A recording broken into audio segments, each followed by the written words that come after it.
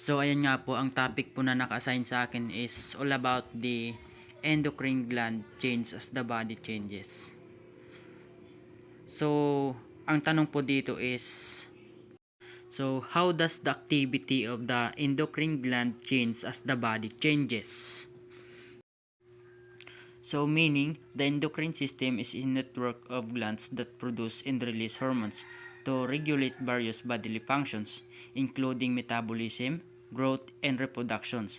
So these hormones are carried through the bloodstream to target organs and tissues where they exert their effect. So ano nga ba pag sinabi nating network of glands? So meaning, a network of glands refers to a group of organs that produce hormones, which are chemical messengers that regulate various bodily functions. So, they gland work together to maintain homeostasis or balance in the body. Next naman po is the hormonal changes during puberty. So, during puberty, hormonal changes cause physical and emotional transformation in adolescence. These changes are triggered by the release of hormones from the pituitary gland and the adrenal gland. And under naman po ng puberty hormonal changes is we have physical and emotional transformations. So, meaning, the surge in hormones during puberty leads to the development of secondary sexual characteristics and the growth of reproductive organs. So this period of rapid growth and development is crucial stage in an individual's lives. So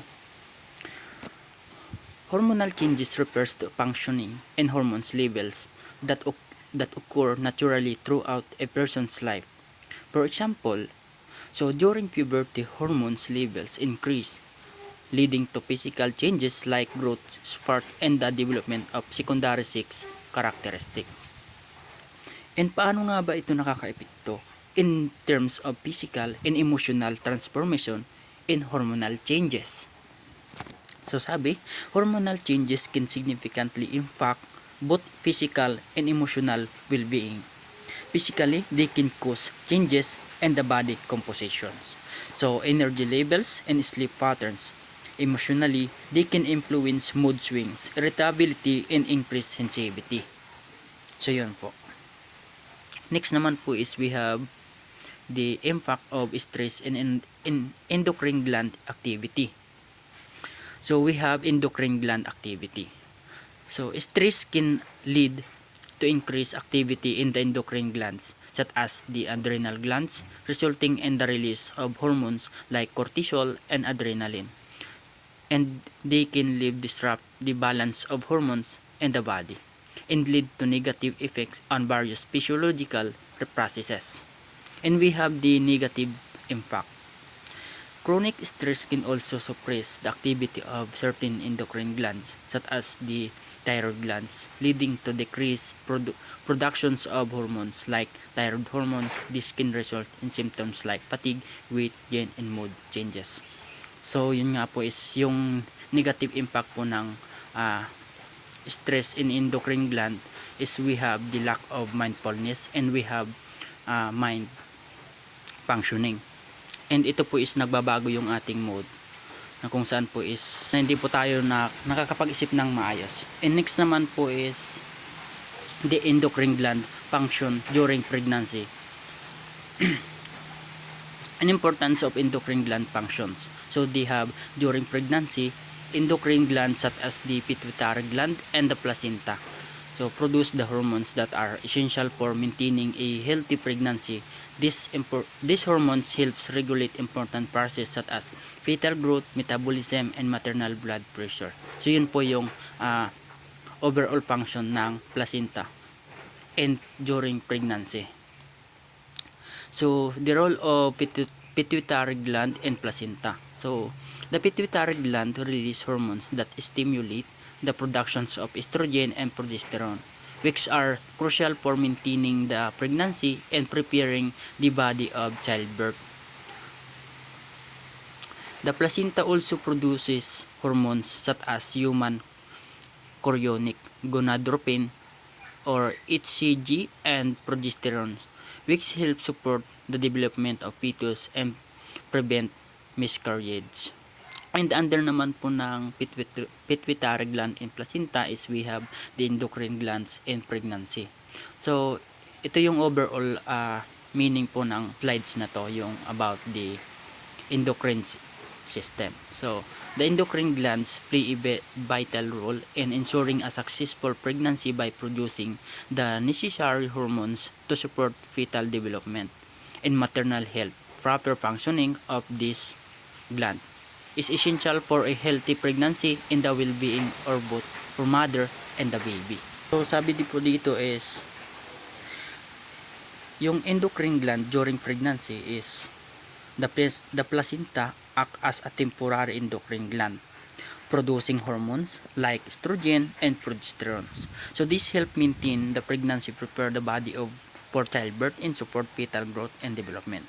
So halimbawa po is yung yung estrogen that stimulate the growth of the uterus and breast, while the progesterone helps maintain the uterine lining and prevents contract. And next naman po is all about the age-related changes in endocrine gland activity. And makikita po natin sa picture na is matanda. So, dito po is decrease in hormone productions. As we age, the activity of our endocrine glands tends to decrease, leading to a decline in hormone production. This can result in a variety of symptoms such as fatigue, weight gain, and decreased bone density.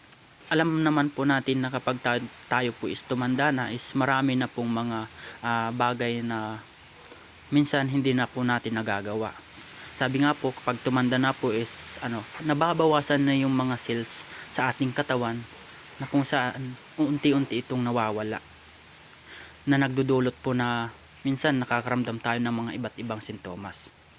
So next naman po is, so ito po is under pa din po ng age-related changes in endocrine gland activity. So we have the impact on hormones level. So the pituitary gland, which control the functions of other endocrine glands, may also show age-related changes. This can have a significant impact on various bodily functions. So overall health, it is important to monitor hormone levels and seek medical attention if any concerning symptoms arises. So they have the effect on metabolism. So the thyroid gland, responsible for regulating metabolism, may become less active with age. This can result in symptoms such as weight gain, fatigue, and change in the body temperature. So in hormones levels, impacting overall health and well-being. So the impact on health. So overall, age-related changes in endocrine gland activity, ang impact nga po ng sa endocrine glands which is yung age-related changes is as people age, hormone productions nationally decline. So halimbawa po is women experience menopause. It is leading to a decrease in estrogen and progesterone, which can cause symptoms like hot flashes and mood swings. So yun po yung mga included a endocrine gland in our body changes. And that's all. Thank you. Sana po is may natutunan.